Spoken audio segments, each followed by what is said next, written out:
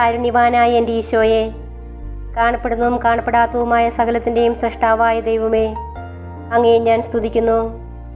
അങ്ങ് ഒരു പുതിയ ദിവസത്തിനായി എന്നെ വിളിച്ചുണർത്തിയിരിക്കുന്നു. എന്നെ കരുതലോടെ ഓർമ്മിച്ച പിതാവേ, അങ്ങേക്ക് നന്ദി പറയുന്നു. എൻ്റെ എല്ലാ പാപങ്ങളും ക്ഷമിക്കണമേ.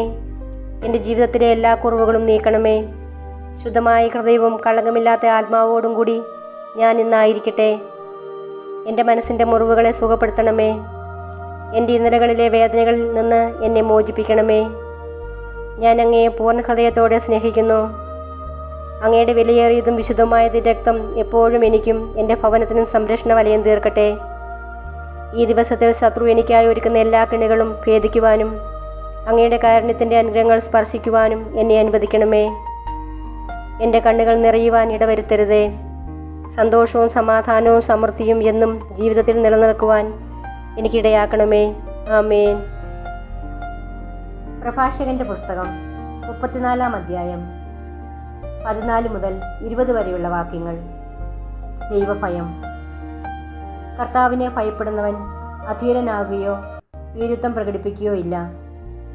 അവിടുന്നാണ് അവൻ്റെ പ്രത്യാശ. ദൈവഭക്തൻ്റെ ആത്മാവ് അനുഗ്രഹീതമാണ്. തൻ്റെ ആശ്രയം അവൻ അറിയുന്നു. തന്നെ സ്നേഹിക്കുന്നവരെ കർത്താവ് കടാക്ഷിക്കുന്നു. അവിടുന്ന് ശക്തമായ സംരക്ഷണവും ഉറപ്പുള്ള താങ്ങും ചുടുകാറ്റിൽ അഭയകേന്ദ്രവും പൊരുവെയിലിൽ തണലും ഇടറാതിരിക്കാൻ സംരക്ഷണവും വീഴാതിരിക്കാൻ ഉറപ്പുമാണ്. അവിടുന്ന് ആത്മാവിനെ ഉത്തേജിപ്പിച്ച് കണ്ണുകളെ പ്രകാശിപ്പിക്കുന്നു. അവിടുന്ന് സൗഖ്യവും ജീവനും അനുഗ്രഹവും പ്രദാനം ചെയ്യുന്നു. അന്യായ സമ്പത്തിൽ നിന്നുള്ള ബലി പങ്കില്ലമാണ്. നിയമനിഷേധൻ്റെ കാഴ്ചകൾ സ്വീകാര്യമല്ല.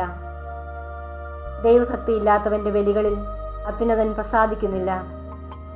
അവൻ എത്ര ബലിയർപ്പിച്ചാലും അവിടുന്ന് പ്രസാദിക്കുകയോ പാപമോചനം നൽകുകയോ ഇല്ല. ദരിദ്രൻ്റെ സമ്പത്ത് തട്ടിയെടുത്ത് ബലിയർപ്പിക്കുന്നവൻ പിതാവിൻ്റെ മുൻപിൽ വെച്ച് പുത്രനെ കൊല്ലുന്നവനെ പോലെയാണ്.